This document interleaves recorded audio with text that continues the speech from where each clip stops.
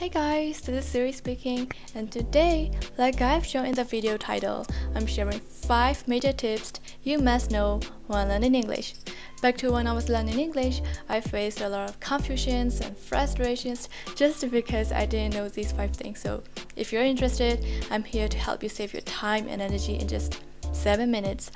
Tips 3 and 4 are the most important, so stay till the end. First thing first, you need to find your own motivation for learning English.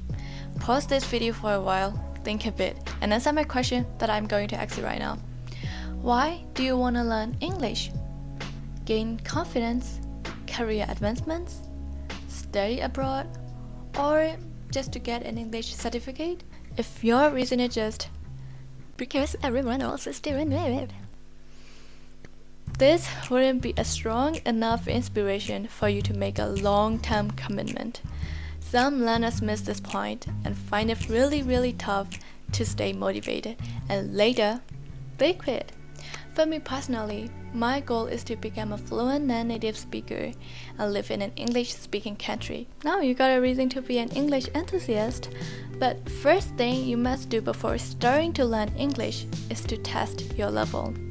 Here are some websites and applications for you to test yours. Once you find out what your English level is, now you need to do is to practice the exact level you get.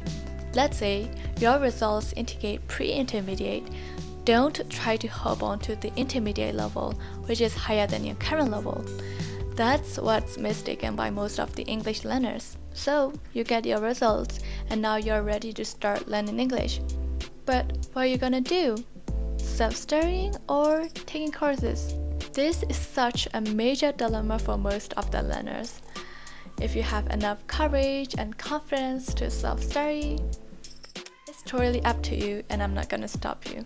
But here's what I would recommend. If you are a beginner, it would be better for you to start with well-trained and secure classes or resources designed for beginners. Self-studying at this stage can be a lot challenging without any guidance. If you are an intermediate, you can start self-studying if you wish, but one thing, this level is known as an intermediate plateau because you're going to encounter grammar complexity, vocabulary expansions, pronunciation struggles, fluency issues, and many more. So you may feel frustrated and not making any progress. I would, personally recommend you do a proper course. If you're already at an advanced level, self-studying can be very effective and classes are optional. Here are some websites that I use for self-taught. There are actually 2 websites from British Council, and this one, Learn English Teens, is for teenagers covering topics mostly related to our age, I guess. But here is another one which is in green color, and it's typically for adults. And most of the exercises here are business, work, and science related topics. You can see it here.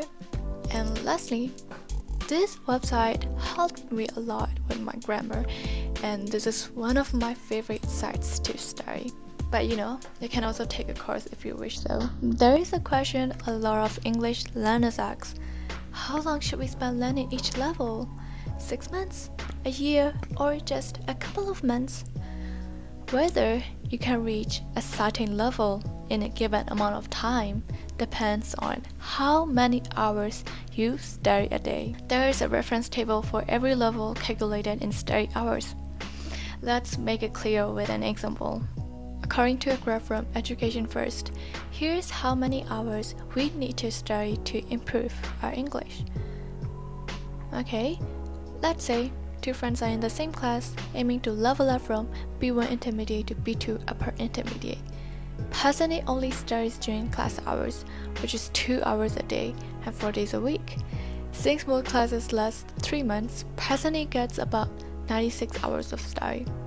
But Person B adds 2 more hours of self-studying, making it 4 hours of study a day.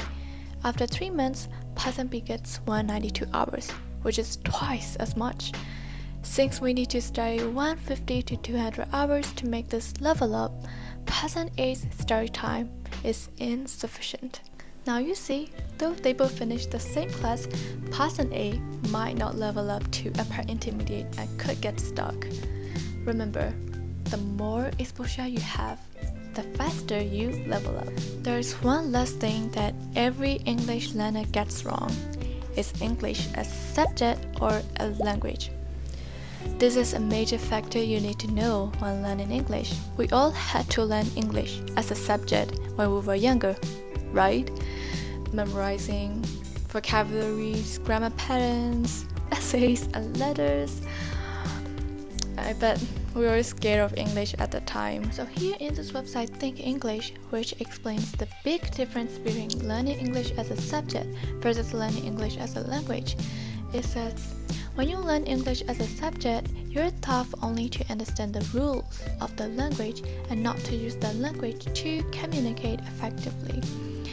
So, frankly, learning English as a subject can be very academic, while a language covers all skills to communicate practically in a daily basics. But we need to balance both because we inevitably need to learn the grammar rules for further studies. But learning English as a subject doesn't have to be like it was back then. You don't have to memorize everything. You can make it fun, which I'll share in my next video covering our tips on individual skills, learning grammar and vocabulary. So stay tuned, subscribe my channel, and don't forget to turn this bell on not to miss it out. Bye for now.